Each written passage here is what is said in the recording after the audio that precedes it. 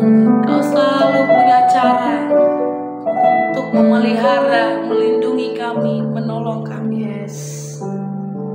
Kami mau tetapkan hati kami untuk terus percaya akan rancangan-Mu yang sempurna, Tuhan. Bapa yang baik, saat ini Kami mau buka pendengaran kami, Kami mau buka hati kami, Kami mau buka pikiran kami untuk mendengarkan suara-Mu ya Tuhan. Melalui renungan hari ini Kami boleh diubahkan Tuhan, Kami boleh dikuatkan Tuhan, Kami boleh diteguhkan Tuhan. Dalam nama Tuhan Yesus Kami berdoa dan mengucap syukur. Haleluya. Amin. Shalom Bapak Ibu Saudara dikasih Tuhan. Kita berjumpa lagi dalam Perenungan Intim dengan Allah. Pada hari ini, hari Kamis tanggal 7 Agustus 2025, kita akan mendengarkan dan merenungkan sebagian daripada firman Tuhan yang bertemakan hati adalah pusat. Pada perenungan hari ini yang berfokus dalam Amsal yang keempat. Dan pembacaan Alkitab kita dalam 1 tahun ini terdapat di dalam Yesaya pasal 32 sampai pasal 37. Saya harap Bapak Ibu Saudara-saudari dapat membacanya terlebih dahulu. Saya akan membacakan dalam Amsal 4 ayat 23 demikian firman Tuhan. Jagalah hatimu dengan segala kewaspadaan, karena dari situlah terpancar kehidupan.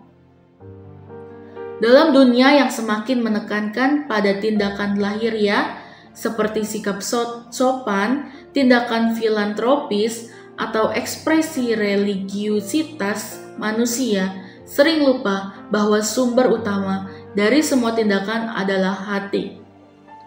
Perilaku bisa ditiru, namun hati adalah akar dari segala yang kita kerjakan. Banyak orang menjaga citra, namun tidak menjaga pusat kontrol hidupnya. Firman Tuhan dengan tegas mengingatkan, jagalah hatimu, bukan perilakumu, terlebih dahulu dengan segala kewaspadaan, karena dari situlah memancar kehidupan. Amsal 4 ayat 23 menjadi seruan yang kuat dari hikmat ilahi, agar manusia tidak terjebak dalam kehidupan yang hanya bersih secara penampilan, tetapi busuk secara batin. Disinilah letak kemerdekaan dari berhala, bukan hanya berhenti menyembah patung atau materi, melainkan bebas dari semua berhala yang diam-diam menguasai hati, seperti ambisi, iri hati, keinginan daging, dan harga diri yang palsu.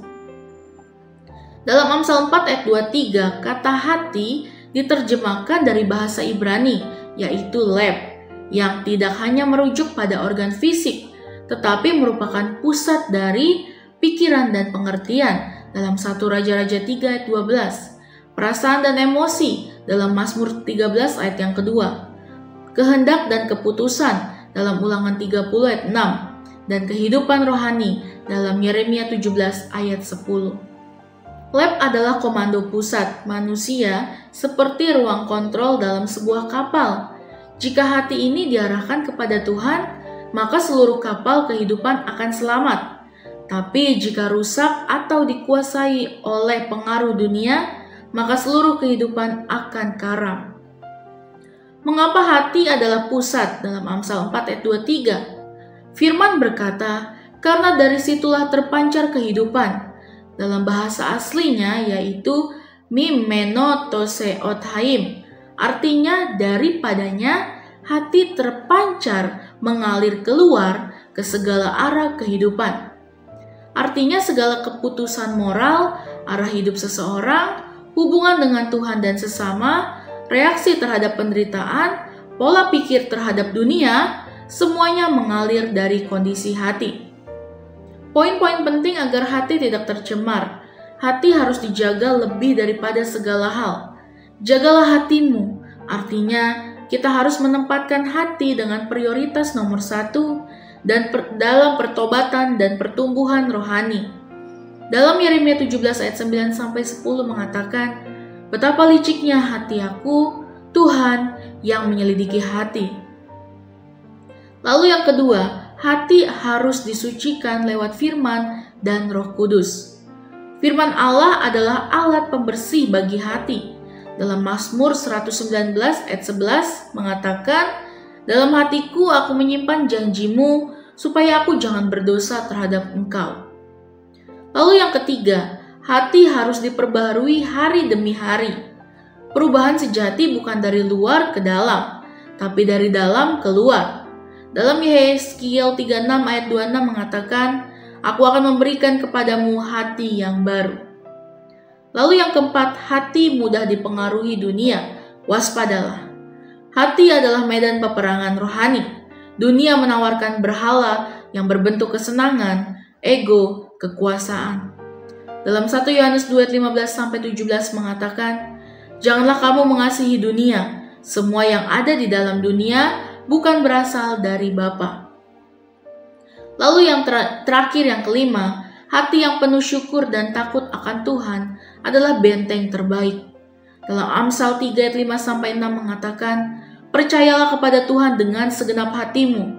Contoh tokoh Alkitab di masa Yesus yang memiliki hati yang benar yaitu Maria dari Betania. Maria duduk di kaki Yesus, mendengarkan firman dalam Lukas 10 ayat 39. Hatinya bukan tertarik pada kesibukan pelayanannya seperti Maria, tapi pada hubungan dengan penyembahan. Yesus berkata, Maria telah memilih bagian yang terbaik dalam Lukas 10 ayat 42. Hati Maria terfokus pada pribadi, bukan hanya aktivitas rohani. Contoh yang gagal menjaga hati, yaitu Yudas Iskariot. Yudas berjalan bersama Yesus, menyaksikan mukjizat, namun hatinya tidak murni. Yohanes 12 ayat 6 menyebut ia mencuri uang kas.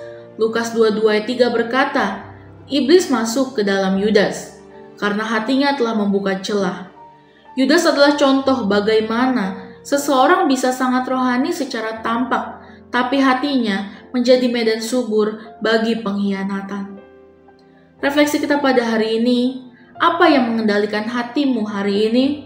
Saudaraku terkasih, renungkanlah sejenak. Jika seluruh hidup kita ditentukan oleh arah hati kita, kepada siapa hati kita condong?